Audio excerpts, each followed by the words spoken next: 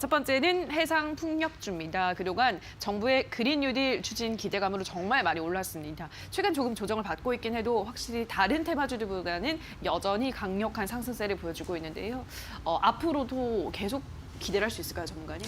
네, 저는 개인적으로 기대를 할 수 있다라고 먼저 좀 결론부터 말씀을 예. 드리도록 하겠습니다. 일단은 그린 뉴딜 같은 경우는 좀 중장기적으로 진행이 되는 사업이고요.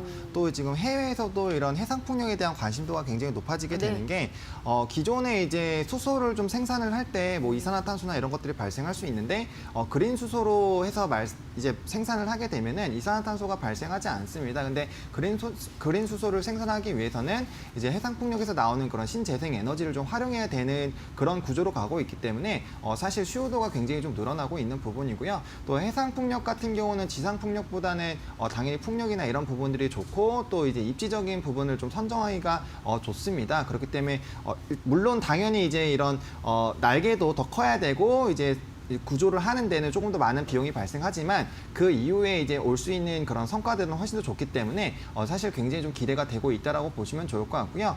뭐 수많은 지역에서 정말 뭐 2배에서 많게는 뭐 10배도 넘는 그런 이제 더 추가적인 기가와트를 생산하기 위해서 지금 증설들이 좀 나타날 것이기 때문에 그런 관련된 흐름들은 좀 기대가 될 것이다라고 보시면 좋을 것 같고요.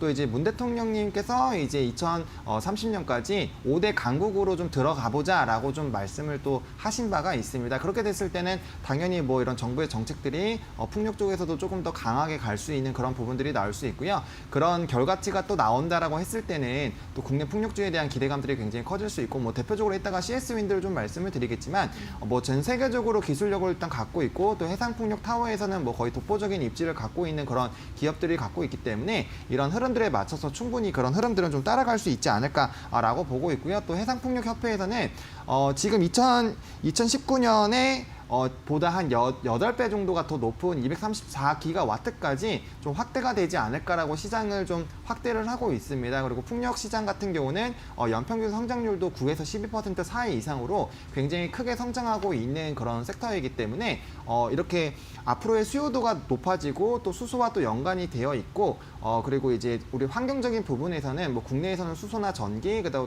또 최근에는 탄소 배출권 관련된 종목군들 잘 움직였죠. 또 조선주로 가게 됐을 때는 LNG 선에 대한 이런 기대감들이 높아지는 것 자체가 전 세계적으로 이런 환경에 대한 부분에 대해서 굉장히 집중할 수밖에 없고 이런 부분들은 앞으로 갈 수밖에 없는 부분들이기 때문에 그런 뭐 기간들로 본다라면은 앞으로의 성장성은 정말 무궁무진하다라고 좀 정리를 드릴 수 있겠고요.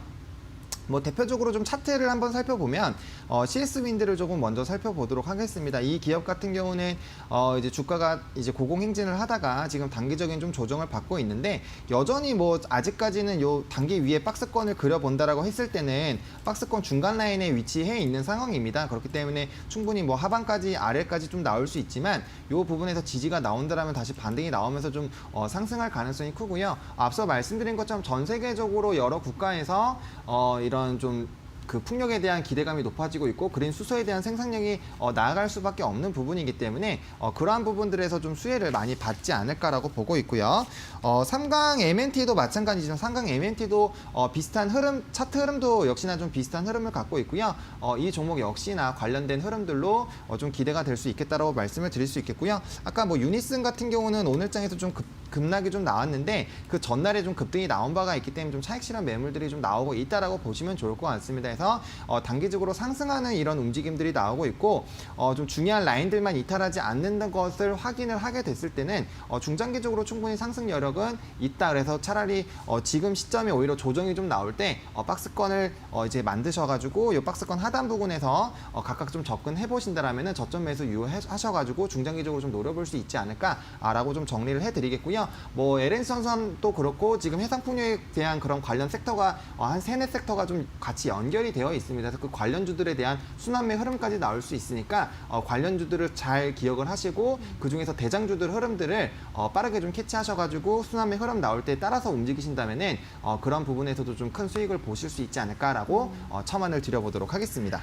네, 우리나라뿐 아니라 전 세계적으로 풍력 발전에 박차를 가하고 있기 때문에 성장성은 무궁무진하다라고 말씀하셨습니다. 지금 조금 조정을 받고 있을 때도 충분히 관심을 가져볼 만하다. 순환매를 이용을 해서 CS 윈드, 삼강 MNT, 두산중공업 이러한 종목들은 주목을 하셔야 된다라는 설명 덧붙여 드렸습니다. 자, 다음 이슈 가보도록 하겠습니다.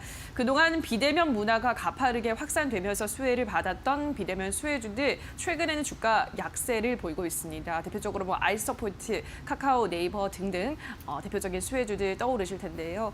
다시 한번 이러한 종목들이 기사 회생을 할 수 있을지 전문가님은 어떻게 전망하시나요? 저는 개인적으로 또 가능하지 않을까라고 생각을 하고 그래요? 있습니다. 일단은 뭐 비대면 관련된 종목군들이 물론 이제 코로나19에 대한 장기화 그리고 수혜 이런 기대감으로 주가가 굉장히 많이 올라간 거는 사실이지만 그런 부분들이 이제 실생활화가 되면서 우리가 또 생각해야 되는 거는 우리의 그런 삶의 변화가 좀 생겼다라는 거죠. 기존에는 우리가 뭐 원격으로 뭔가를 하거나 그런 부분들은 이제 의료 쪽에서나 나올 것이다라는 그런 얘기들로 사실 그 관련주들이 좀 움직이고 했었잖아요. 근데 그게 아니라 이제 뭐 회의를 한다거나 재택근무를 한다거나 이제 그런 부분에서 활용을 할 수 있는 부분들 또 플랫폼에 대한 힘이 얼마나 센지는 또 주가 상승으로 우리가 또 확인을 해봤잖아요. 그런 부분들로 봤을 때는 충분히 단순히 테마로 끝나는 것이 아니라 실적으로 이제 앞으로 계속 증명이 될 것이고 그런 삶의 변화에 따라서 그 시장이 새롭게 열리는 그런 시작 국면이기 때문에 앞으로의 관련된 시장은 저는 개인적으로 더 커지지 않을까라고 보고 있습니다. 그래서 뭐 대표적으로 뭐 말씀해주신 것처럼 알소프트 같은 경우도 사실은 뭐 23,650원까지 올라갔던 종목인데 이게 지금 14,000원대까지 좀 떨어졌습니다. 그럼 주가상으로 봤을 때는 정말 고점 대비 엄청나게 많이 하락을 한 건데 이 종목 같은 경우는 이미 뭐 이 종목을 먼저 좀 말씀드리면 상반기에 이미 목표치의 거의 90%를 일단은 달성을 했습니다. 그렇기 때문에 하반기 실적이 또 유사하게만 나오더라도 어닝 서프라이즈가 계속 나올 수 있는 종목이고요. 또 국내보다는 해외 수출에 대한 그런 기대감들이 커지고 있고 특히 일본에서 매출 비중이 굉장히 높은데 해당 종목 같은 경우는 이렇게 무상으로 서비스를 하면서 기업 브랜드 이미지가 굉장히 높아졌고 그런 이제 서비스에 익숙해진 사람들이 이게 유료화로 이제 전환이 되게 됩니다. 국내에서는 약 20% 정도로 전환이 되고 있고 뭐 일본 같은 지역에서는 한 50% 정도씩 전환이 되고 있는데 이게 전환이 되고 이제 사용을 하기 시작했을 때 바로 또 해지를 하지 않고 중장기적으로 구독 서비스로 가는 부분이기 때문에 매출이 점점 늘어나면 늘어나지 사실 쪼그라들이긴 좀 어렵다는 그런 부분들이고요. 뭐 일단은 알서포트 같은 경우는 뭐 아시아 지역으로 좀 중심적으로 나갈 것으로 좀 예상이 되고 있는데 뭐 추후 이 아시아 지역을 좀 선점하고 나면은 중장기적으로는 뭐 유럽 지역이라든지 북미 지역까지 나아갈 수 있는 그런 부분들이 있기 때문에 중장기적인 기대감도 충분히 있다라고 좀 말씀을 드리겠고요. 뭐 네이버나 카카오 같은 종목군도 최근에 이제 고점을 찍고 나서 좀 다소 조정이 나와주고 있습니다. 근데 뭐 카카오도 그렇고요, 네이버도 그렇고요, 일정한 그런 가격 라인에서 좀 지지가 나와주면서 이 밴드권 사이에서 움직이고 있기 때문에 이 아래 밴드 중장기적으로 갔을 때 좀 단기 이평선들을 좀 깨면서 좀 한번 주가가 하락할 수도 있었던 그런 위험한 국면에서 지지가 나왔던 부분들을 이탈하지 않는다라고 했을 때는 충분히 중장기적으로 보실 수 있고요. 플랫폼 관련된 종목군들은 뭐 이런 비대면에 관련된 그런 수혜뿐만 아니라 새로운 신사업을 할 때마다 기존에 가지고 있던 이런 고객 수로 통해서 사업을 원활하게 확대를 할 수 있고 뭐 이제 금융이면 금융, 웹툰이면 웹툰 이런 시장들이 굉장히 커지고 있고 그거에 따라 또 개별적인 모멘텀들이 있는 상황이고 또 관련된 연결사들에 대한 이런 실적들도 개선이 되고 있기 때문에 그런 부분들을 본다면 충분히 주가는 다시 재반등할 수 있지 않을까라고 좀 말씀을 드려보도록 하겠습니다. 그래서 단기적으로 주가가 하락을 했을 때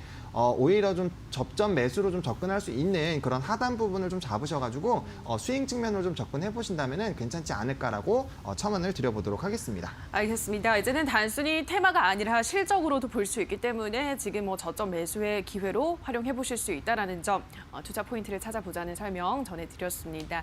자, 여기까지 오늘의 새빨간 이슈들은 헤르메스 스탁의 하창환 본부장과 함께했습니다. 전문가님 고맙습니다. 네, 감사합니다.